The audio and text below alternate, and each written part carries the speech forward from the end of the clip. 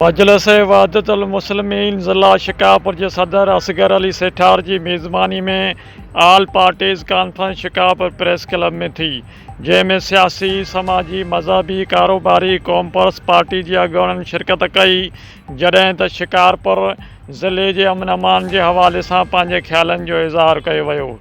जॾहिं त आल parties conference की सदारत मजलिस वहदतुल मुस्लिमीन पाकिस्तान के सेक्रेटरी अलामा मकसूद अली डोमकी कई। हिननि चयो त शिकारपुर ज़िले अंदर अमन अमान, तालीम, सिहत ऐं तमामु घणी तबाही आई आहे।